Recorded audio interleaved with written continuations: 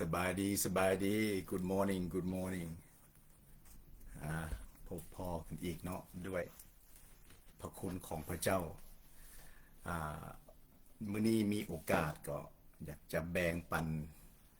พระพรแบ่งปันความรู้แบ่งปันประสบการณ์แบ่งปันความจริงให้แก่หลายคนเนาะเดี๋ยว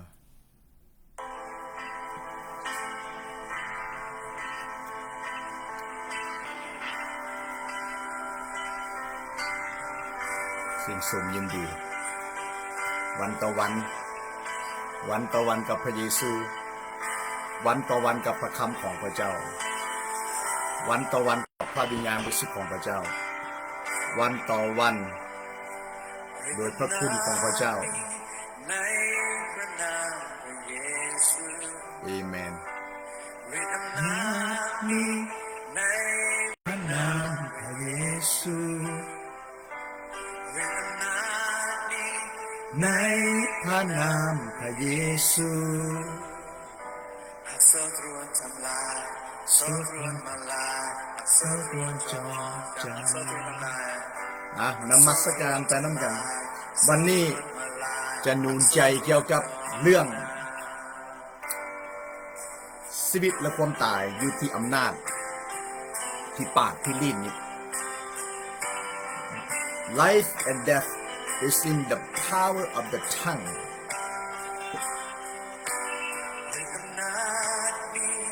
ในพระนามพระเยซูในพระนามพระเยซู Hallelujah There's a power in the name of Jesus Yes Break every chain Break every chain Break every chain Break every chain Break every chain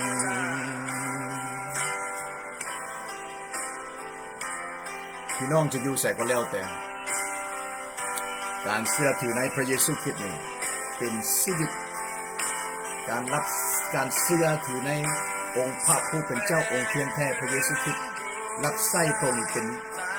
ชีวิตที่สุดยอดที่สุดในบนโลกนี้ไม่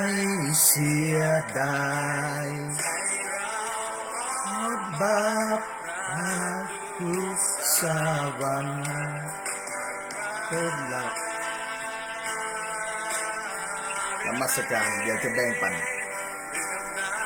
มีในพระนามพระเยซู Hallelujah There is power in the name of Jesus นาฏมี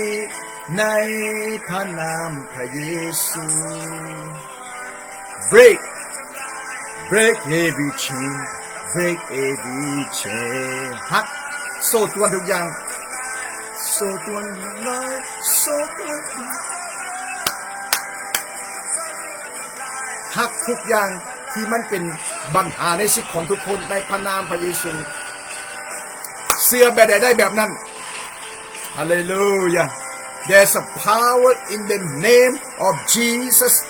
You can receive the breakthrough and the healing and deliverance and freedom victory in the name of Jesus Yes ฤทธิ์อำนาจมีในพระนามพระเยซู Hallelujah Thank you Jesus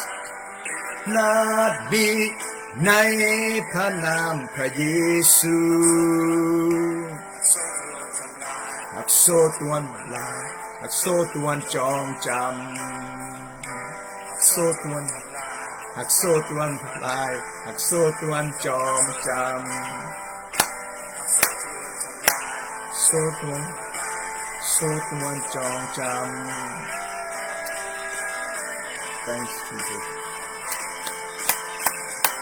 คนที่เดินไปกับพระเจ้านี่ตื่นเต้นมีกำลังเมื่อเดินไปกับพระวิญญาณเมื่ออยู่ในทางของพระเจ้ามันตื่นมันเต้นมันมีสันติสุขกองทัพของพระเจ้าคนของพระเจ้าอยู่ทุกคนทุกแห่งประเทศเลยลุกขึ้นมาเข้มแข็งและกล้าหาญลุกขึ้นมา ลุกขึ้นมาลุกขึ้นมากองทัพพระเจ้าคนของพระเจ้าลุกขึ้นมาลุกขึ้นมาลุกขึ้นมากองทัพพระเจ้าลุกขึ้นมาอย่าย่านอย่ากลัวจงเข้มแข็งลุกขึ้นมาลุกขึ้นมาลุกขึ้นมาประกาศรับไส้ห่อนหนตื่นเต้นฮาเลลูยาโซตวนมาลายโซตวนจองจำหักโซตวนทุกอย่างหักออกโซตวนมาลายโซตวนจองจำหักโซตวนทำลายโซตวนจองจำ yes ฮาเลลูยานมัสการพระเยซูฮาเลลูยานับมีในพระนามพระเยซูปลดปล่อยฟื้นฟูเยียวยารักษาสำละบาปทั้งสิ้นด้วยเลือดของพระเยซูในนามพระเยซูฤทธิ์อำนาจนี้ในพระนามพระเยซูฮาเลลูยาในพระนามพระเยซูโซตรวนละลายเอเมนเอาพอละเอาเท่านี้ก่อน ฤทธิ์อำนาจมีในพระนามพระเยซูอีกวันหนึ่งจะได้มาแบ่งปันพระพรแบ่งปันพระคำแบ่งปันประสบการณ์ความรู้ความเข้าใจสิ่งที่เข้าใจและสิ่งที่ได้รับในชีวิตผ่านการสอนขององค์พระวิญญาณบริสุทธิ์ผ่านพระวจนะธรรมของพระเจ้าจะอ่านพระคัมภีร์2 ข้อและเราจะเบิ่งไปนำกันเป็นการเตือนสตินำกันเนาะในสุภาษิตบทที่18ข้อ31นะสุภาษิตเนาะเอาภาษาอังกฤษว่าโอเค Proverbs 18:21 Death and life are in the power of the tongue and those who love it will eat from the fruit ในพระคำของพระเจ้า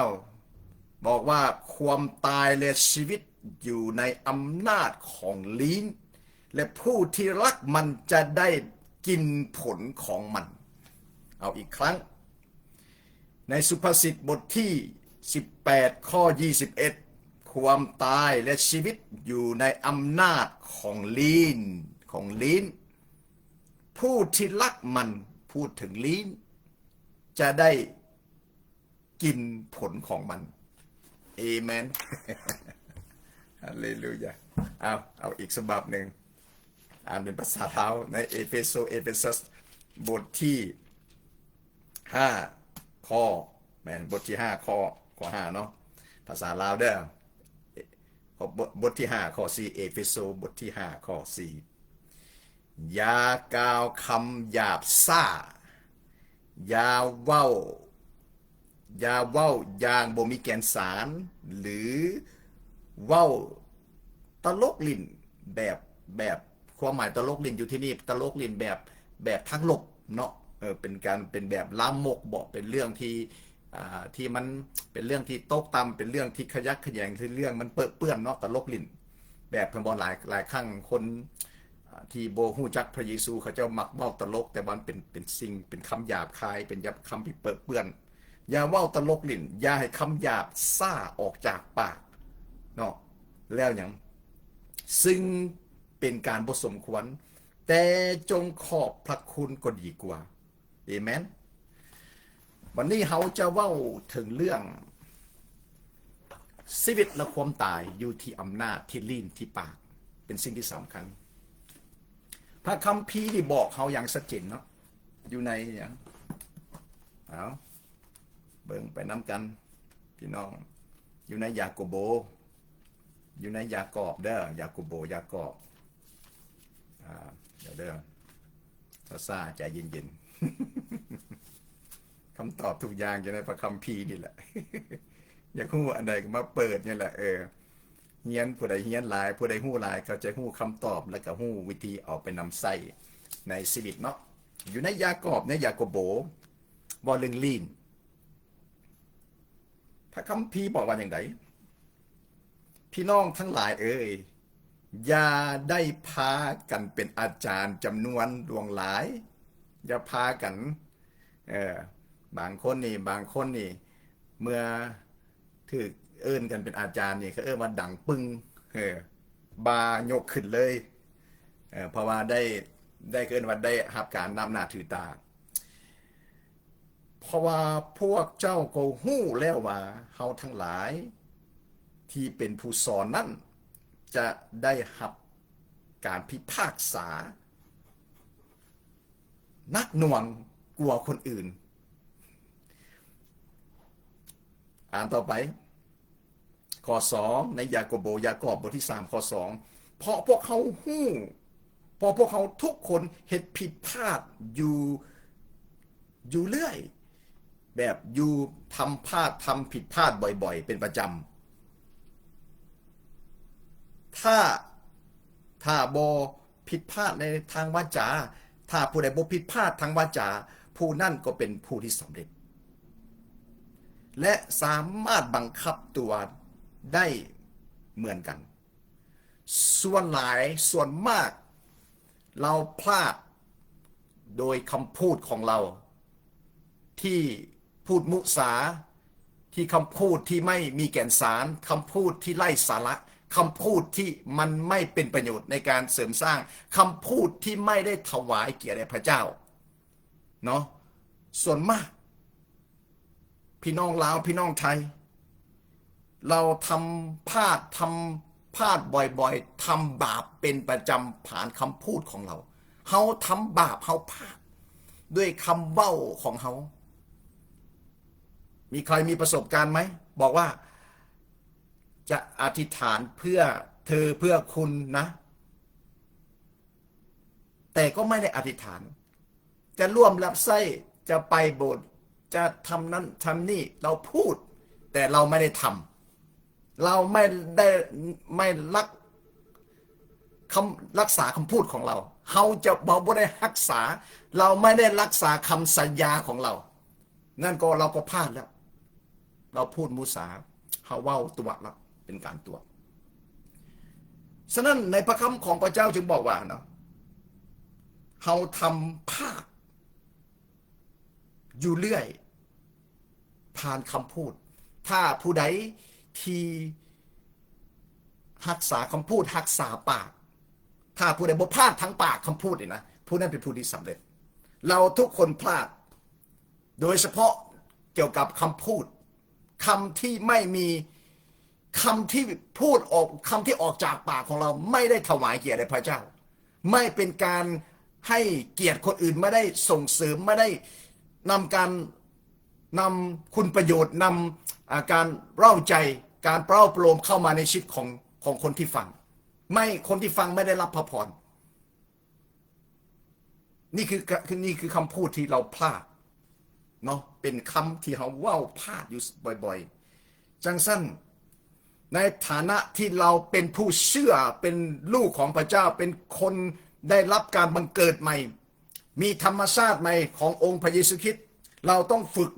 ในชีวิตของเราต้องเรียนรู้ในการที่จะฝึกคำพูดคำเว้านะ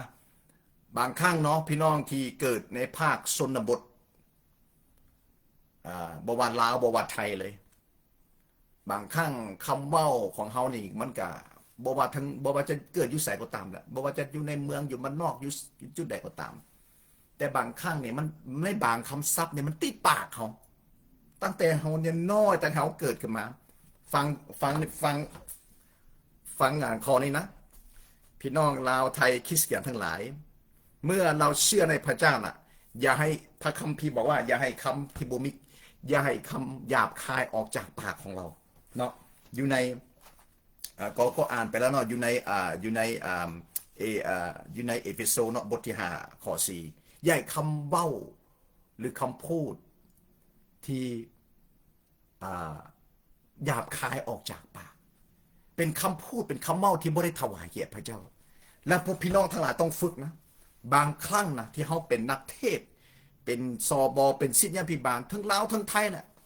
บางครั้งเรายังมันยังมีคำพูดที่ไม่เป็นที่ถวายเกียรติพระเจ้า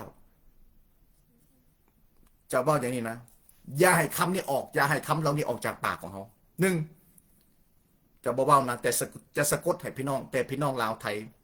ภาษามันคล้ายเครื่องกันมันเข้าใจกันอย่าให้คำว่ากอสระอูออกจากปากนั่นเป็นชีวิตเก่าฐานะเก่าอย่าให้คำว่าเวลาเขาเอิ้นคนอื่นอย่าให้มอสระอึงออกจากปากเมื่อว่าถึงบุคคลที่สามว่าถึงมนุษย์อย่าเอิ้นคำว่ามอสระอันพี่น้องเข้าใจเนาะกอสระอูอย่าให้ออกจากปากมอสระอึงอย่าให้ออกจากปากมอสระอันว่ากับคนว่ากับมนุษย์พอมนุษย์ทุกคนพระเจ้าสร้างมาเขาต้องให้การให้เกียรติมนุษย์เป็นการให้เกียรติพระเจ้าผู้ทรงสร้างมนุษย์ฉะนั้นเขาจะบ่เยาะเย้ยบ่ประนามบ่ทักถมโดยผ่านคำพูดคำเว้าของเขาแต่เขาใส่คำเว้าของเขาคำพูดของเขาในการให้เกียรติพระเจ้าโดยการอย่างโดยการใส่คำที่อ่อนโยนสุภาพในการนูนใจในทางบวกที่เป็นทางบวกเนาะและอีกตัวหนึ่งอยากเตือนพี่น้องอีกอันนี้ได้ยินมาตลอดบางครั้งเขาด่ากันมีปัญหานะเขาด่ากันเขาพิษกันเขาฆ่าฟันลำแทงกันเนี่ยในโลกโซเชียลมีเดียหรืออะไรอ้อมข้างอ้อมเฮือนอ้อมแอมในสิทธิ์ของเขาเนี่ยเขาด่ากันพิษกันเขาเอาเรื่องเขามาเว้าเอาคำเว้าที่เขาด่าเนี่ยออกแบบผ่านปากเขาเนี่ยตัวนี้ก็จะเห็นตัวนี้หลายคนพลาดแล้วก็ว่าเพราะว่าเขาเว้าแบบนี้เขาเว้าก็เรื่องเขาเว้าแต่อย่าให้คำหยาบซ่าออกจากปากของเขาเอเมนหลายครั้งหลายคนพลาดตัวนี้พุ่นเขาด่ากันจักอยู่แจใดจักอยู่ประเทศใดอยู่เหตุการณ์ใดเขาก็เอาเรื่องราวของเขาอยากยกเรื่องราวแต่เขากับเว้าคำหยาบคายหยาบซ่าที่เขาด่ากันผ่านปากเขาก็ทำบาปเนี่ยอันนี้กับบาปเลยพี่น้องเนาะและอีกตัวหนึ่งนะนักเทศทั้งหลายบางครั้งเขาอยากเอาการตลกลิ้นบวาลาบวาไทยเขาอยากเอาในเรื่องการตลกลิ้นมาประกอบในบทเทศของเขาก็เล่าเรื่องนั้นเรื่องนี้แต่มันมีคำหยาบคายหยาบซ่าบางครั้งก็นักเทศบางคนเอิ้นตัวเองใส่ตัวเองว่าก่อสระอูเอิ้นตัวเองแล้วก็เอิ้นคนอื่นก็เอิ้นมอสระอึงอันนี้บ่เหมาะสมบ่เป็นที่ถวายเกียรติพระเจ้านั่นคือคำหยาบซ่าออกจากปากของเขาแล้วเขากำลังกระทำบาปโดยบ่รู้สึกตัวเนาะเวลาคนในฟังเนี่ยนะถ้ามีคำซับเนี่ยนะหูคนในฟังบ่ได้เลยพี่น้องมันจะปิดไปเลยและคนในหูว่าคำเบ้านั้นบ่ได้มาจากพระวิญญาณบริสุทธิ์บ่ได้มาจากพระเจ้าและมันบ่เป็นการเสริมสร้างเพราะพระคัมภีร์บอกว่าเนาะอย่าให้คำหยาบซ่าหรือหยาบคายออกจากปากของเขาเนาะหรือสิ่งเบ้าตลกลิ้นโดยที่บ่สมควรบ่ได้ให้เกียรติพระเจ้าอาจารย์อัครทูตเปาโลว่าเขาจะกินเขาจะดื่มพวกหมายว่าเขาจะทำสิ่งใดก็ให้พระเจ้าได้รับเกียรติผ่านคำพูดของเขาจังสั้นในพระคำของพระเจ้าอยู่ในยังอยู่ในสุภาษิตบทที่18ข้อ21-21ความตายและชีวิตอยู่อำนาจของลิ้นผู้ที่รักมันก็จะได้กินผลของมันนี่แหละคือการวานของชีวิตคือคำพูดคำเว้าก็เป็นการวานการใส่สิบแบบหนึ่งเฮาสร้างสันติสุขเฮาสร้างไมตรีเยื่อใยเฮาแบ่งปันพระพรเฮานูนใจผ่านคำพูดคำจ่าในสิทธิ์ของเฮาเนาะฉะนั้นเห็นบ่ในสุภาษิตบอกว่าทางลาวทางไทยก็เคยเว้ามาถ้าเว้าดีมีสีแก่ปากแบบว่ามีสีแก่ปากคือว่ามีสง่าราศีถ้าเว้าบ่ดีก็มีสีแก่ปากแต่ตัวสีตัวที่สองเนี่ยเว้าถึงจะถือกับต่อยปากแล้วเลือดออกจากปากอันนั้นมันถึงต่อยมันเลือดออกจากปากมันสีแดงเว้าดีก็มีสีแก่ปาก แต่เป็นสีที่แบบมีสง่าราศีถ้าเว้าบ่ดีถือเขาต่อยปากแตกเลือดออกมา อันนั้นก็เป็นสีทั้งลบฉะนั้นขนาดเฮาฮู้จักเว้าบัดนี้ยิงเฮามาเชื่อในพระเยซูเฮามีหลักการในพระคำของเว้าอย่าให้คำหยาบซ่าออกจากปากจะเป็นการตลบตะแลหรือว่าละเว้าคำลามกเว้าคำที่เปื้อนแต่พระเจ้าต้องการจะให้เฮานี่เป็นอย่างใส่คำเว้าใส่ปากเขาในการเสริมสร้างคนอื่นหนุนใจคนอื่นไปที่ถวายเกียรติคนอื่นเป็นอย่างในพระคำของพระเจ้าในกิจการบทที่2ข้อ3เมื่อวันนั้นเมื่อเป็นในวันเพนเทคอสที่มีการเคลื่อนไหวของพระวิญญาณบริสุทธิ์และเป็นลีนเป็นแปลวไฟ the tongue of fire พระเจ้าอย่างเป็นอย่างจึงบ่เป็นอย่างจึงเป็นลีนเป็นแปลวไฟเป็นอย่างคือบ่เป็นคิ้วเป็นแปลวไฟเป็นอย่างคือบ่เป็นสายตาเป็นแปลวไฟเป็นอย่างดังคือบ่เป็นแปลวไฟหรือหัวเป็นแปลวไฟจะเป็นลีนเป็นอย่างหูคือบ่เป็นแปลวไฟหรือมือเป็นแปลวไฟลีนเพราะพระเจ้าอยากสำละลีนด้วยไฟและพระเจ้าให้ลีนใหม่ลีนแห่งการประกาศลีนแห่งการเป็นคำพยานลีนแห่งการสรรเสริญนี่ลีนแห่งการนูนใจลีนแห่งการขอบพระคุณลีนแห่งการนมัสการลีนแห่งการเว้าในทางบวกและทรงพระพรให้แก่คนในบนโลกนี้พระเจ้าสำละลีนใหม่สำละลีนเฮาด้วยไฟและพระเจ้าให้ลีนใหม่แก่เฮานะจังสั้นอย่าให้คำหยาบคายทุกครั้งมีคำหยาบซ่าหยาบคายนะออกจากปากเฮาบ่ได้1บ่ได้ถวายเกียรติแด่พระเยซู2คนที่ฟังบ่ได้รับพระพรและ3เฮาเองก็บ่ได้รับพระพรเพราะพระคัมภีร์กาลาเตียบทที่6ข้อ7ว่าผู้ใดหว่านสิ่งใดเฮาจะเก็บสิ่งนั้นเมื่อเฮาหว่านสันติสุขเมื่อเฮาหว่านความรักเมื่อเฮาหว่านกำลังใจเมื่อเฮาหว่านมิตรภาพไมตรีผ่านคำเว้าที่อ่อนโยนที่อ่อนหวานเมียงมันนำอย่างมันก็สามารถเขาเอื้นว่าเป็นพระพรให้แก่คนอื่นฉะนั้นเรื่องลีนให้เฮาเฮียนหู้ในการใส่คำเบ้าและโดยเฉพาะนะเดี๋ยวจะสอนคำศัพท์อีกสำหรับพี่น้องคริสเตียนบ่ว่าลาวบ่ว่าไทยนะบางครั้งเขาก็บ่ได้ถือการสอนเมื่อมาเสือในพระเจ้าน่ะ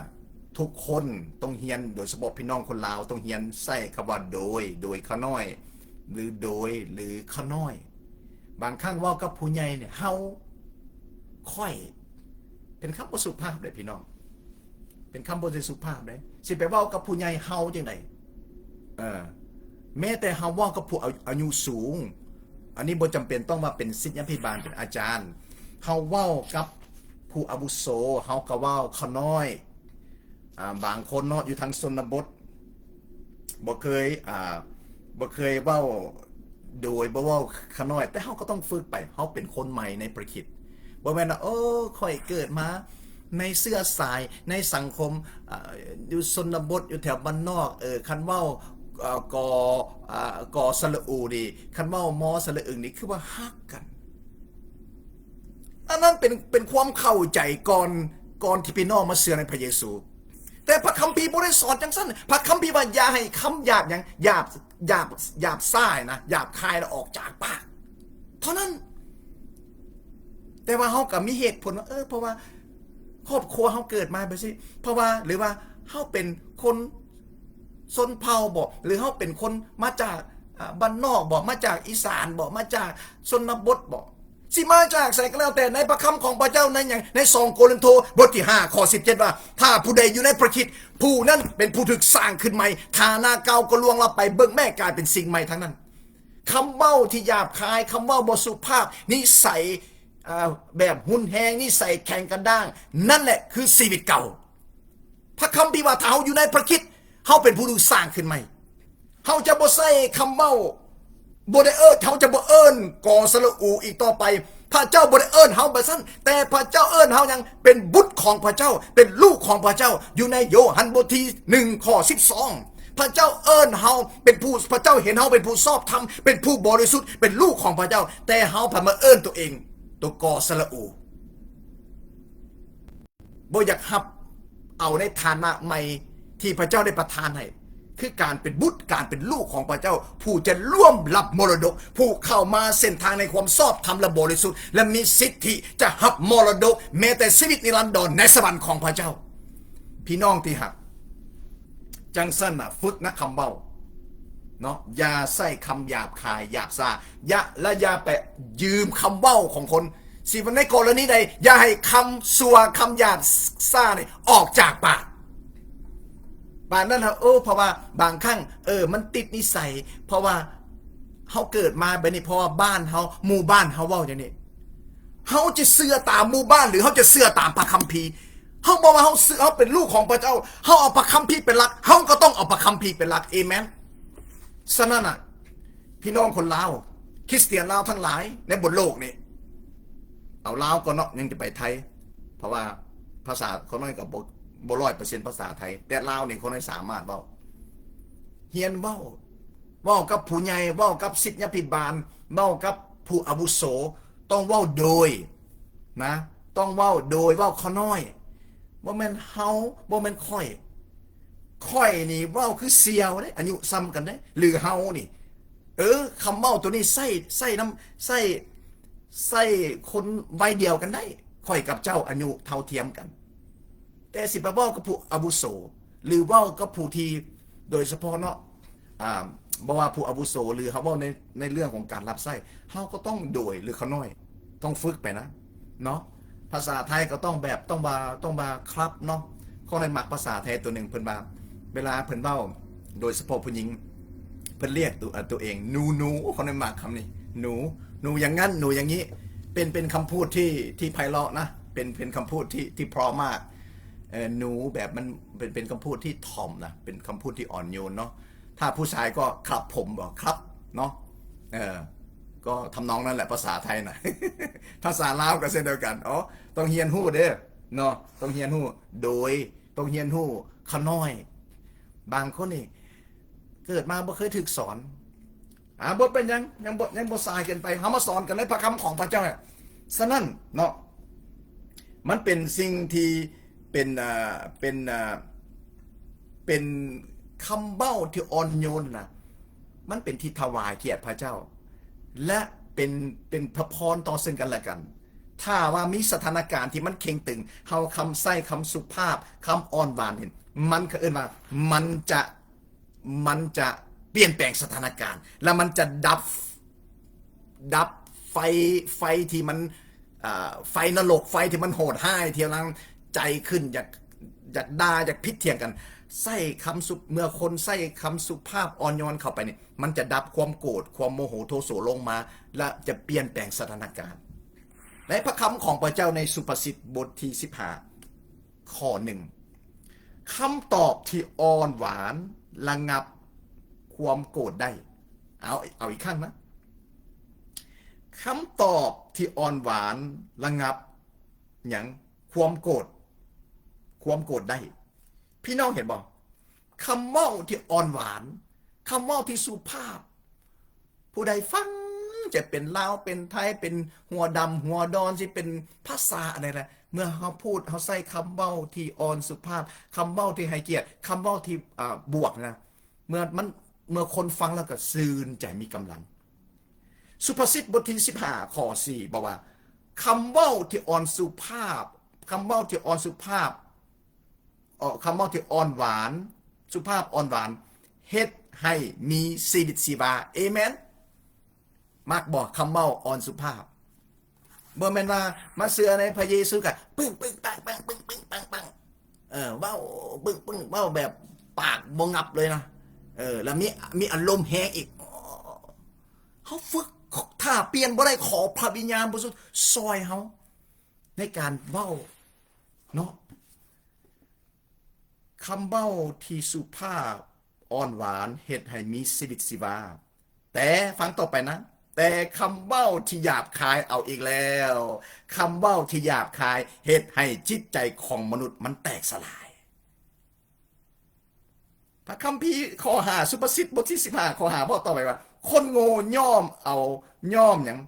มละเลยต่อสิ่งที่พอสอน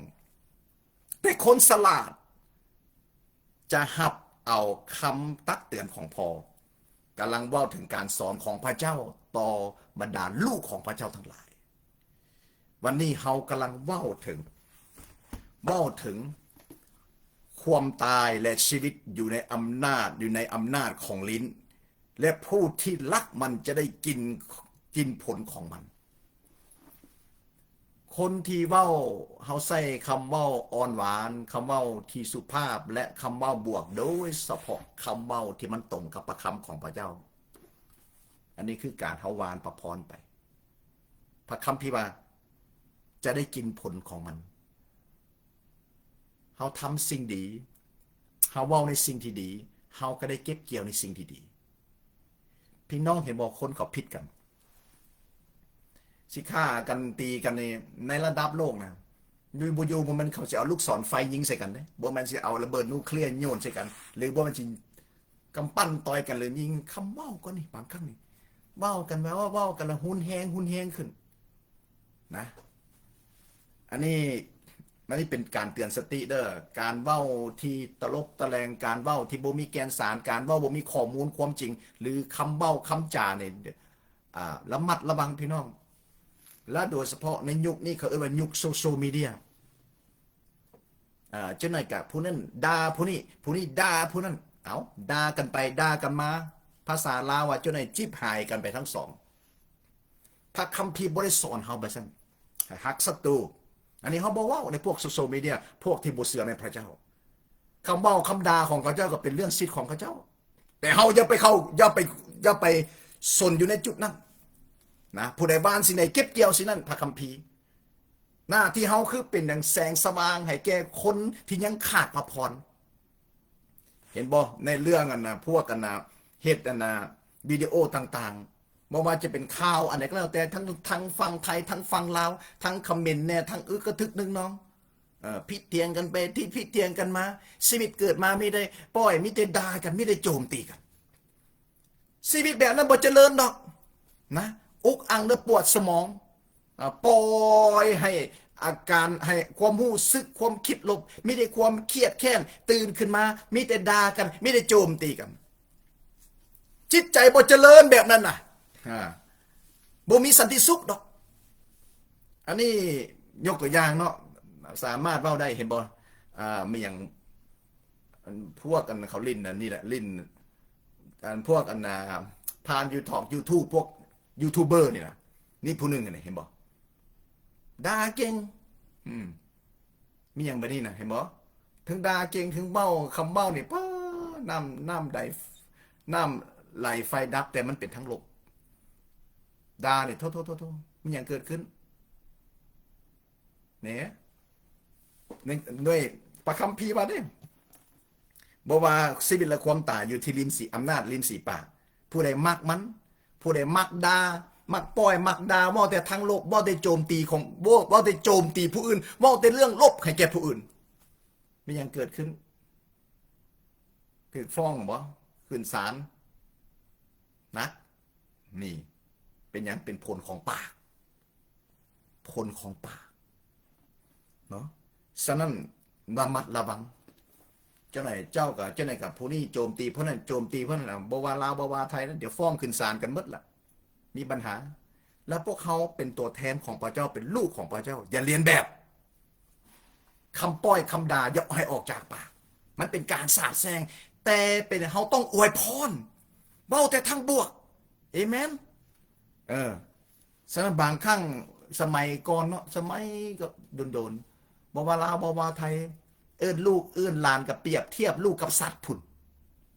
เฮาเนี่ยเป็นลูกของพระเจ้าได้รับการทรงสร้างที่มาจากพระเจ้านะฉะนั้นเนาะเฮาเรียนรู้ในการใส่คำเบ้าคำจาให้เป็นที่ถวายเกียรติพระเจ้าอันใดที่เฮาถวายเกียรติพระเจ้าเนี่ยเฮานี่จะได้รับพระพรก่อนเฮาได้รับพระพรคนอื่นก็ได้รับพระพรฝึกนะพี่น้องแม้แต่นักเทศบางครั้งนี่ข้อน้อยยังได้ยินเลยนักเทศทั้งลาวทั้งไทยนี่คำหยาบซ่านี่ยังออกจากปากของตัวเองอยู่นะบางครั้งเขามักเอาเพราะว่าเรื่องเหตุการณ์อันนั้นเหตุการณ์นั้นเขายกเหตุการณ์นั้นมาเว้าข้าเขาจะเว้าในเหตุการณ์นั้นก่อนเขาด่ากันเขาเว้าคำหยาบคาย เขาว่าคำบสุภาพเท่านั้นก็พอเขาบ่ต้องไปอธิบายแล้วเขาบ่ต้องใส่คำว่าตัวกอสระอูออกจากปากเขาบ่ต้องใส่เบ้าถึงคนที่สามตัวมอสลึงเอิ้นคนที่สามหรือเอิ้นลูกเอิ้นหลานเอิ้นไผก็แล้วแต่เขาจะเอิ้นว่าตัวมอสระอึงหรือเอิ้นว่าตัวมอสระอันอันนั้นมันคำว่ามอสระอันนี่มันใส่กับสัตว์เขาเป็นผู้ถึกสร้างที่มาจากพระเจ้าให้เกียรติพระเจ้าโดยใส่คำศัพท์ใส่คำเบ้าที่เหมาะสมที่เป็นคำเบ้าที่ให้กำลังใจเป็นคำเบ้าที่อวยพรเป็นคำเบ้าที่บวกบ่มีผู้ใดดอกเมื่อได้ยินคำเบ้าที่บวกคำเบ้าที่อ่อนโยนแล้วจะบ่ดีใจยามใดกะคำเบ้ากะมันหยาบคายน้ำเสียงกะแข็งกระด้างมันบ่มีผู้ใดอยากฟังมันบ่มีผู้ใดอยากหับบ่มีไผหับได้ข้อน้อยนี่น้ำเสียงแข็งกระด้างมันก็ออกมาจากภายในของจิตใจท่าทีที่แข็งกระด้างจิตวิญญาณที่แข็งกระด้างหรือคำเบ้าที่หยาบคายหยาบซ่านี่หูเขานี่ปิ๊กเลยพี่น้องฟังบ่ได้เลยมันเพราะหูเขานี่แต่ละมือเขาลึ่งเขาสิ้นเคยในการสอนของพระวิญญาณบริสุทธิ์พระวิญญาณบริสุทธิ์พระองค์ทรงเป็นพระเจ้าที่บริสุทธิ์พระองค์เป็นพระเจ้าที่เต็มล้นในความหักสันติสุขและความซื่นสมอย่างนี้พระองค์อ่อนสุภาพนะพระสุรเสียงของพระเจ้าคำพูดคำเบ้าของพระเจ้าเป็นชีวิตเป็นจิตใจเป็นอำนาจแบบมิแต่บวกลูกเดียวฉะนั้นหูเขาหน่อยนี่บนเรื่องละ30 ปีละบนเรื่องคำเบ้าคำด่าคำหยาบคายมันบนเรื่องในหูมันฟังบ่ได้นะใครจะฟังก็ฟังแต่หูเขาเลยจะบ่ฟังเขาเลยมักเสียงของพระเจ้ามักเสียงนิ่มนวลมักเสียงอ่อนหวานมักเสียงสุภาพอ่อนโยนมักเสียงที่ให้กำลังใจนะก็เหมือนพระคัมภีร์สุภาษิตบทที่15เนี่ยนะจะอ่านอีกข้อหนึ่งคำตอบที่อ่อนหวานระงับความโกรธได้เนาะแต่คำเบ้าที่หยาบคายยั่วให้เกิดความโมโหยั่วให้เกิดความโกรธเห็นบอกเขาจะตีกันคำเบ้าที่หยาบคายคำเบ้าบสุภาพคือความหมายมันเกิดมันเหตุมันยั่วไอการพิษเถียงกันโมโหโทโสแต่คำเบ้าที่อ่อนหวานระงับความโกรธเขาจะอาจจะในสถานการณ์ที่พวกเข้าใจกันอาจจะเข่งตึงแต่เขาใส่คำพูดคำเบ้าขออภัยภาษาอังกฤษ I'm sorry บ่ได้ตั้งใจขออภัยที่เบ้าไปเบ้าผิดเบ้าพลาดถ้าเปลี่ยนสถานการณ์ที่มันเลวร้ายที่มันเข่งตึงมันก็ลดหน่อยถอยลงมาเนาะแต่ว่าพระคัมภีร์ว่าแต่คำเบ้าที่หยาบที่หยาบนะมันยั่วให้เกิดความโกรธความโมโหพี่น้องมึงแม่แต่บางครั้งพวกเขาที่เป็นผัวเป็นเมียอยู่นำกันพ่อแม่อยู่ในลูกในสังคมอยู่ที่ทำงานเขาใส่คำสุภาพเขาใส่คำที่มวลมันสามารถเปลี่ยนแปลงสถานการณ์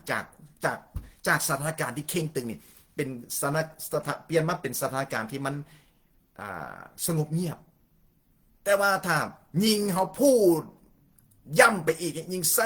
ส่อารมณ์ใส่คำเบ้าที่มันหุ่นแหงใส่คำเบ้าที่หยาบคายห่วยมันบ่เป็นเพียงแต่ยกกำปั้นใส่กันนั้นที่ถอดดามยกปืนบาซูก้าพ่นใส่กันก็มุ่นเลยเนาะคนน่ะฉะนั้นในพระคำของพระเจ้าสุภาษิตบทที่15ข้อ5ข้อ4ก็เว้าคำเบ้าสุภาพอ่อนหวานเฮ็ดให้มีชีวิตชีวาเอเมน เป็นความจริงพี่น้องบ่ว่ายิงบ่ว่าทรายบ่ว่าไทยบ่ว่าลาวบ่ว่าไผก็แล้วแต่คำเว้าคำพูดที่อ่อนหวานสุภาพเฮ็ดให้มีชีวิตชีวาอยู่ในสุภาษิตบทที่15ข้อ4แต่คำเว้าที่หยาบคายเฮ็ดให้จิตใจของมนุษย์แตกสลายบางครั้งนี่คนทำร้ายกันเนี่ยด้วยคำเว้าคำพูดมันห้ายก็มีด จี้หัวใจนะมันเจ็บพี่น้องฮู้บ่ว่าในสมัยของสงครามโลกครั้งที่2สถิติในประวัติศาสตร์บอกว่ามีประมาณ50 ล้านกว่าคนตายโซเวียตนี่ประมาณ20 กว่าล้านเนี่ยเยอรมันนี่ประมาณ13 กว่าล้านยิวนี่ประมาณ6 ล้านแล้วหลายประเทศรวมเขาเกือบประมาณ50 กว่าล้านในสงครามโลกครั้งที่2ผ่านไปผ่านผู้เดียวผ่านปากฮิตเลอร์นะฮิตเลอร์นี่บ่ได้ไปเอาปืนไปยิงบ่ได้เอาระเบิดไปทิ่มบ่ได้เอาปืนโคกปืนใหญ่พี่แล้วแบบบรรษาการนั่งอยู่ออฟฟิศผิดเว้าออกไปมีแต่คำเว้านี่แหละฆ่าคนด้วยคำเว้าปัจจุบันนี้ก็เช่นเดียวกันนะบางครั้งคำเว้านี่บ่ว่าผัวหรือเมียหรือว่าอ้ายน้องหรือคนยุคใหม่คนยุคเก่าคนสมัยไหนก็แล้วแต่บางครั้งคำเว้าที่มันบาดหัวใจพูดบางคนนี่20 ปียังเจ็บมาขึ้นอู้เจ้าเว้าให้ค่อยตัวยังสมองเนี่ยมันยังบ่ลืมอยู่เว้ากันพุ่นแต่สมัยใดพุ่นคำเว้าที่มันหุนแหงคำเว้าที่มันเป็นเหมือนมีดบาดใจเนี่ยมันดังก้องอยู่ในหูอยู่มันทำลายจิตใจของกันและกันเพราะพระคัมภีร์เว้าอย่างชัดจริงเนาะคำเว้าหยาบคายทำให้จิตใจของมนุษย์มันแตกสลายแต่คำเว้าที่สุภาพน่ะทำให้มีชีวิตชีวาเอเมนขอบคุณพระเยซูนี่แหละคือน้ำพระทัยของพระเจ้าเฮาฝึกนะอย่าให้คำว่าตกอสลุโอออกจากปากอย่าให้คำว่ามอสลึงออกจากปากอย่าให้มอสละอันเว้ากับคนเนี่ยอย่าให้ออกจากปากเฮาพลาดได้ตัวนี้เนี่ยหลายคนพลาดนะจะไหนกันว่าเพราะว่าเฮาสังคมเฮาเกิดมาแบบนี้คนอยู่บ้านนอกใส่กันบัดนี้คันเว้าคำศัพท์นี่ฮักกันนี่พระคัมภีร์สอนแบบนั้นบ่ล่ะนะปานนั้นว่าเฮาเป็นเสื้อพระเยซูนี่เฮาต้องเอาพระคัมภีร์เป็นหลักเฮาสิเอาพระคัมภีร์เป็นหลักหรือเฮาสิเอาวัฒนธรรมของเฮาเป็นหลักเฮาสิเอาพระคัมภีร์เป็นหลักหรือเฮาสิเอาในภาษาบ้านเกิดเมืองนอนของเฮาพี่น้องจะเกิดมาจากครอบครัวเสื้อสายตระกูลใดมาจากป่าจากดงจากแก่ใดก็ตามเฮาเป็นคนใหม่ในพระเยซูคริสต์เอเมนเฮาต้องเชื่อได้ตัวนี้นะจะว่าค่อยเกิดมาในตระกูลแบบนี้ในสังคมแบบนี้ในเสื้อสายแบบนี้เจ้าจะเกิดมาแบบใดก็ตามพระคัมภีร์เว้าอยู่ในโรมบทที่3 ข้อ 23มามนุษย์ทุกคนเป็นคนผิดบาปขาดจากพระรัศมีของพระเจ้าแน่นอนตอนเฮายังบ่ได้มาเชื่อในพระเยซูเฮาเป็นคนผิดบาปแต่วันนี้เฮาบ่ได้เป็นคนผิดบาปเฮาเป็นผู้ชอบธรรมเฮาเป็นผู้บริสุทธิ์เฮาเป็นลูกของพระเจ้าเฮาเป็นผู้ร่วมที่จะรับมรดกกับพระเจ้าเอเมนเฮาเป็นลูกของกษัตริย์เอเมนฝึกเรียนรู้ในคำศัพท์คำเว้าที่จะว่าเพราะพระเยซูพระองค์ทรงเป็นกษัตริย์เนี่ยกษัตริย์พระองค์เป็นจอมราชาจอมเจ้านายเฮาเป็นลูกเสื้อสายกษัตริย์ในฝ่ายวิญญาณพระเจ้าพระเยซูคริสต์เป็นกษัตริย์จอมราชาอยู่ในบนโลกนี้เฮาเป็นลูกเสื้อสายในพระราชวังในเสื้อสายของกษัตริย์ในฝ่ายวิญญาณเฮาต้องปฏิบัติเหมือนเป็นลูกกษัตริย์นะต้องใส่คำเบ้าคำจาการกระทำสุภาพเรียบร้อยพี่น้องเห็นบอกลูกหลานกษัตริย์ทางประเทศไทยหรือว่าประเทศใดก็แล้วแต่เห็นบอกเพิ่นไปเพิ่นมาคำเบ้าคำจาเรียบร้อยบอกแล้วเฮานี่ประกาศว่าเฮาเป็นลูกของพระเจ้าพระเจ้าที่ยิ่งใหญ่จักรวาลชีวิตของเฮานี่จักไม่ยังต่อไม่ยังป่านคนย่างอยู่ในตลาดบุญไม้สับสนก็ถึกดึกน้องอุยุอาญะคำเว้าคำจากระบบเป็นตาฟังมากอกมาแก๊กสลอกแซกแลกสึกเลิกสักลักมันโอ้จัดเอียงบ่เป็นระบบระเบียบบ่เรียบบ่ร้อยเฮียนหู้นะพี่น้องฝึกพี่น้องลาวไทยเขาจะเป็นพยานฝ่ายคนอื่นเขาจะเป็นพยานให้แก่คนอื่นมาหู้จักพระเยซูคริสต์คำเว้าของเขาคำเว้านี่คือการกระทำนะ ต้องฝึกนะพี่น้องเนาะชีวิตและความตายอยู่ที่ริมฝีปากเนี่ยปากของเฮานี่มันมีอำนาจเว้าให้มีพระพรมันก็มีพระพรแต่ถ้าเว้าบ่ถึงนี่โอ้มันปานเอาค้อนตีหัวเลยเห็นบ่พิษเถียงกันเบิ่งพี่น้องลิน Facebook พี่น้องในโซเชียลมีเดียพี่น้องเห็นบ่จักเขาด่ากันจักเขาเว้ายังโอ้ยจักเมียงตัวมันหยังบ่เป็นตาฟังนะเฮาจะบ่เรียนแบบเขาเอเมนขอบคุณพระเยซูฉะนั้นฝึกนะในคำเบ้าคำจาเริ่มจากบรรดาผู้นำนักเทศสบศิญญาภิบาลเอเมนบางครั้งศิญญาภิบาลก็ยังคำใส่คำเบ้าบ่สุภาพบ่เป็นตาฟังเลยทั้งลาวทั้งไทยเขาน้อยได้ฟังมาเมื่อละนี่นะจึงมาอัดวิดีโอนี่แหละจึงมาอัดวิดีโอชิเตือนให้พี่น้องเนาะเขาน้อยกับฝึกคือกันผ่านองค์พระวิญญาณบริสุทธิ์สิ่งใดที่บ่ได้ถวายเกียรติพระเจ้าเดี๋ยววันนี้เขากำลังมองถึงคำเว้าเรื่องคำพูดคำจาเนาะบางคนนี่ว้าวป่านน้ำไหลมาถามคือนี่บ่ฮู้เรื่องจักเว้าเอียงสมองประเจิดไปพุ่นน้ำท่วมทงไปเลยเนาะเว้าอย่างไรมันมีกฎมีเกณฑ์มีหลักมีแรงให้มันมีมูลความจริงให้มันสุภาพให้มันโดยเฉพาะมันอยู่ในหลักพระคำของพระเจ้าโดยเฉพาะให้มันอยู่ในหลักพระคำของพระเจ้าเอเมนฉะนั้นอีกคำศัพท์หนึ่งเนาะเฮามักเว้าโอ้จะสอนพี่น้องเรื่องคำศัพท์คำเว้าหลายอย่างเนาะแต่ว่ากะอยากอัดตัวนี้ออกมาทาง Facebook เนี่ยเพราะว่ากะส่วนหลายก็ไปสอนทั้งกลุ่มไลน์โดนก็มาอัดในตรงนี้เพื่อจะให้พี่น้องได้ฟังไปนำกันเพื่ออยากให้กำลังใจให้เป็นพระพรการใส่คำเบ้าเนี่ยมันเป็นการใส่ชีวิตแบบหนึ่งคือการวานเฮาวานสิ่งใดเฮาเก็บเกี่ยวสิ่งนั้นเด้อขึ้นยกตัวอย่างนี่ข้อน้อยไปใส่นี่นะข้อน้อยบ่อึดเด้บ่อึดหมู่คู่สร้างเพื่อนหมู่คู่มิตรสหายคนฮู้จักกันใหม่ๆข้อน้อยบ่มีปัญหาเพราะว่าไปใส่เฮาสร้างไมตรีมิตรภาพผ่านคำพูดคำจาผ่านชีวิตของเฮาบ่ยากเนาะถ้าไปบอนใดก็แบบคำเว้ากับบ่เป็นตาฟังนิสัยกับบ่เป็นตาเรื่อง มันมีทั้งคำเว้ากับบ่เป็นตาฟังนิสัยกับแข็งกระด้างอารมณ์ท่าทีกับเขาน้อยกับบ่จักสิว่าเลยเนาะจังสั้นแต่วันนี้เขาอยากฝึกเรื่องคำเว้าคำพูดเอเมนถ้าผู้ใดที่ยังมีปัญหาเรื่องคำเว้าก็ขอพระวิญญาณบริสุทธิ์ซอยเขาพระองค์มันซอยเขาแล้วหลักฐานในพระคัมภีร์เนี่ยอย่างชัดเจนละในจิตการบทที่2ข้อ 3พระคัมภีร์นี่บ่งบอกชัดจริงว่ามีอย่างเกิดขึ้นก่อนอัครสาวกทั้งหลายผู้รับใช้ของพระเจ้าจะกลายมาเป็นนักประกาศและนักเทศมีอย่างเกิดขึ้นพระคัมภีร์ในจิตการบทที่2ข้อ 3มานะเอาแต่ข้อ1ไปเนาะว่าถึงวันเพนเทคอสเตย์อย่างเขาจะอยู่รวมกันบอนเดียวแล้วมีอย่างในทันใดนั้นมีเสียงพายุก้าพัดเข้ามามันก้องสนั่นวันไหวอยู่ในเฮือนที่เขาอยู่ต่อไปมีอย่างเกิดขึ้นข้อที่3มีลีนเป็นหูปเหมือนแปลวไฟได้ปรากฏให้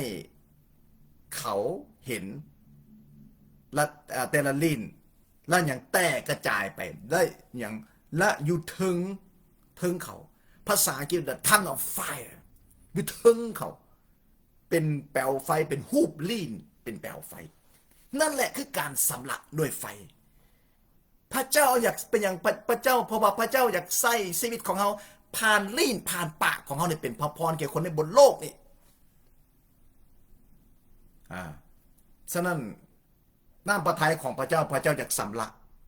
ปากสำลักลีนพระเจ้าจะให้ปากได้ให้เฮามีปากมีลีนใหม่มันบ่แม่นว่าเว้าอธิษฐานเว้าแต่ภาษาแปลกๆแต่ว่าคำเว้าคำจาก็ยังมีคำนั้นคำนี้ขอการสำลักนะและเรียนรู้จากพระคำของพระเจ้าขอพระวิญญาณบริสุทธิ์ซอยเฮาเนาะซอยเฮาเอเมนฝึกไปน้ำกันห้อนใจวันนี้ชีวิตและความตายอยู่ ลิ้นอำนาจในลิ้นมีอำนาจมีพลังเอเมนเฮาใส่สถิเนาะเวลาเฮาไล่ผีเฮาขับผีเฮาก็ใส่สถิในนามพระเยซูแล้วเฮาก็ใส่ปากเขาในพันนามพระเยซูวิญญาณสัวผีให้ออกไปเทศนาสั่งสอนนูนใจทุกอย่างอ้อนวอนไอทานใส่ปากขันสรรเสริญขอบพระคุณนมัสการใส่ปากมีแต่ปากนะวันนี้เขากำลังเว้าถึงเรื่องสิทธิอำนาจอยู่ที่ปากใส่ปากแต่ละมือนี่ให้เป็นที่ถวายใส่ลีนปากคำเว้าคำจ่าให้พิที่ถวายได้พระเจ้าและเป็นทอพระพรในแก่คนในบนโลกนี่คนนั้นเขาไม่อยากฟังดอกคำปล่อยคำด่าคำดูถูกนินทาเหยียบยามมนุษย์นี่นะหัวใจของมนุษย์แตกสลายแล้วมันเจ็บมันปวดแล้วมนุษย์ต้องการฟังสิ่งดีๆฟังสิ่งที่มันเป็นกำลังใจฟังสิ่งที่ให้กำลังใจนี่คือมนุษย์ปัจจุบันนี้บ่ต้องไปซ้ำเติมเห็นบ่พวกทั้งลาวทั้งไทยทั้งพวกโซเชียลมีเดียนะพวกใส่คำพูดบ่เป็นตะเรื่องตื่นขึ้นมาไม่ได้พิษเทียงกันโจมตีกันโจมตีจักลาวต่อลาวไทยต่อไทยคอมเมนต์ต่อคอมเมนต์อย่างโอ้ยจักไม่ยังต่อไม่ยังบ่ได้เกิดผลดีเลยเดี๋ยวก็เป็นยังเดี๋ยวก็นอนบ่หลับมีบางคนน่ะเขาเอิ้นมาปากดีหลายปากดีกับแบบไม่ได้ไปด่าไม่ได้ไปโจมตีคนอื่นนอนบ่หลับยังไปซื้อปืนมาเพื่อจะปกป้องตัวเอง เอาปากเจ้าอยู่บ่เป็นแต่ละมือมากเลยซอกด่าผู้นั้นซอกจับผิดผู้นี้ซอกโจมตีแล้วก็เฮ็ดคลิปอันพวกนักข่าวทั้งหลายก็เฮ็ดคลิปไปเว้าให้ผู้นั้นไปเว้าผู้นี้อันพวกอันนี้แหละในโซเชียลมีเดียนี่โอ้สมปิเรื่องบ่เป็นแต่เรื่องกับผิดกันย้อนคำเว้านะแต่เฮาเป็นลูกของพระเจ้าเฮาจะบ่ทำเหมือนเขาเอเมนเฮาจะใส่ปากเฮานมัสการพระเจ้าใส่ปากเฮาขอบพระคุณใส่ปากเฮาเป็นพยานใส่ปากเฮาใส่ลิ้นเฮาใส่คำว่าเฮานูนใจซึ่งกันและกันเสริมสร้างกันด้วยพระคำเอเมนและอย่าให้คำหยาบคายออกจากปากของเฮาขอบคุณพระเยซูเนาะฉะนั้นคนนั้นก็จะหยุดในวันนี้เรื่องสิทธิอำนาจที่ลิ้นสี่ปากของเฮาอยากสรุปอีกในฐานะที่เป็นลูกพระเจ้าเป็นคนใหม่ในฝ่ายพระวิญญาณอย่าให้คำว่าก่อสระอูออกจากปากของเขาอย่าใส่คำว่ามอสระอึงเมื่อเขาเอิ้นลูกเอิ้นหลานเอิ้นคนที่สามเอิ้นไผ่ก็แล้วแต่บ่ใส่บ่ให้ใส่คำนี้แล้วอย่างแล้วอย่าให้คำอีกตัวหนึ่งคือเอิ้นคนที่สามอย่าให้คำว่ามอสระอันเพราะอันนั้นเขาว่ากับสัตว์เขาต้องให้เกียรติมนุษย์เขาให้เกียรติพระเจ้าผู้ทรงสร้างมนุษย์ทุกคนแม้แต่ผู้ที่บ่เชื่อในพระเจ้าในพระเยซูคริสต์เพิ่นก็ถูกสร้างจากพระเจ้าแต่เพิ่นหลงเสียเพิ่นยังบ่ได้กลับมาถึงความจริงเนาะและอีกคำศัพท์หนึ่งเด้อพี่น้องใส่โดยเฉพาะภาษาลาวนี่คำว่าเพิ่นนี่กับเขานี่เมื่อถึงคนที่สามเนี่ยใส่เพิ่นนี่เหมาะสมและอีกคำศัพท์หนึ่งเวลาคริสเตียนทั้งหลายเอิ้นพระนามของพระเจ้าถ้าเป็นไปได้เนาะขอห้องให้พี่น้องใส่ลาซาศัพท์ใส่คำว่าพระองค์เอิ้นพระเยซูคริสต์เอิ้นพระองค์เอิ้นพระบิดาพระวิญญาณพระองค์เนาะถ้าเป็นไปได้อันนี้มันข้อในส่วนตัวเนาะคนจะบสลายก็ได้ยินพี่น้องทั้งลาวทั้งไทยอาจจะเอิ้นว่าเพิ่นนี่เขาเอิ้นกับมนุษย์ได้พี่น้องเอิ้นใส่คำว่าพระองค์เป็นการให้เกียรติทรัพย์ใดที่มันล้ำลึกที่มันมีคุณประโยชน์ที่มันมีคุณค่าที่สุดนี่เอามาใส่กับพระเจ้าของเขาคือการถวายเกียรติในพระองค์ทรัพย์ใดที่เป็นทรัพย์ที่สูงส่งที่สุดนะเขาเอามานำใส่อย่าเอาทรัพย์ที่มันเมื่อเขาเว้าถึงพระเจ้าเห็นบ่พี่น้องเห็นบ่เมื่อเขาก็อีกตัวหนึ่งมีคนถามขึ้นมาเรื่องการถวายสำหรับสองน้องอ้ายอยู่ในพระคัมภีร์ปฐมกาลกาบินกับอาเบนเป็นอย่างพระเจ้าหับคำถวายของการถวายของผู้หนึ่งและพระเจ้าบ่หับเพราะผู้หนึ่งนะเขาเอิ้นมาถวายภาษาอังกฤษว่า the best นะ กาบินกับกาอินนะสองน้องอ้ายนะผู้หนึ่งถวายสิ่งที่ดีที่สุดให้แก่พระเจ้าคำเบ้าก็เช่นเดียวกันมีลาซาศัพท์มีคำศัพท์ใดจะเป็นภาษาไทยภาษาลาวเอาสิ่งที่ดีๆคำพูดที่มีที่ดีที่สุดมาถวายแก่พระเจ้าเอเมนเอาทุกสิ่งที่มันเป็นสิ่งที่ดีที่สุดให้แก่พระเจ้าแม้แต่รูปแบบอันนี้ก็เป็นการถวายเกียรติพระเจ้าอีกแบบหนึ่งบัดเวลาเฮานี่เนาะที่จริงแล้วก็สอนในเรื่องนี้หลายครั้งแล้วเอาขอบคุณพระเจ้าเนาะแล้วก็พี่น้องอยากเรียนรู้สิ่งใดพี่น้องสามารถเขียนเข้ามาและจะค้นคว้าและจะเอามาแบ่งปันกับพี่น้องมีมากมายต้องเรียนรู้ไปนํกันถ้าเฮาอยากเป็นผู้ที่เติบโตถ้าเฮาอยากเป็นผู้ที่ใส่การได้และเป็นพระพรแก่คนอื่นเฮาต้องเรียนรู้จากหลักประคำของพระเจ้าเนาะถ้าคำเบ้าที่มันบ่เป็นสิ่งที่เป็นตาฟังกะห่วยของน้อยนี่บ่เอานำเด้เนาะฉะนั้นขอพระเยซูได้รับเกียรติเพียงผู้เดียวเดี๋ยววันหน้าจะมาเบ้าอีกในรูปแบบหนึ่งเรื่องคำศัพท์คำเบ้าเรื่องของใส่คำศัพท์ในพระคัมภีร์แหละมีหลายคนใส่คำเบ้าในพระคัมภีร์บ่ถูกอันนี้มาตรงๆทั้งลาวทั้งไทยแล้วแหละอันนี้นะเขาต้องเฮียนไปนำกันเนาะแต่ว่าวันนี้ก็เอาเท่านี้ก่อนมื้อหน้ายังเบ้ากันใหม่เนาะเอาขอพระเยซูได้รับเกียรติแล้วก็ขอพระเจ้าพระเยซูคริสต์อวยพรพี่น้องต่อไปเนาะพบกันใหม่ในวิดีโอหน้าเนาะหรือเรื่องต่อๆไปหรือพี่น้องสนใจอยากให้เว้าให้นูนใจสิ่งใดพี่น้องสามารถเขียนคำมาเนี่ยแล้วก็จะเอามาแบ่งปันในอนาคตข้างหน้าเนาะเอาบายบายพบกันใหม่ในวิดีโอหน้าเนาะโอเคบายบายพระเจ้าอวยพรไป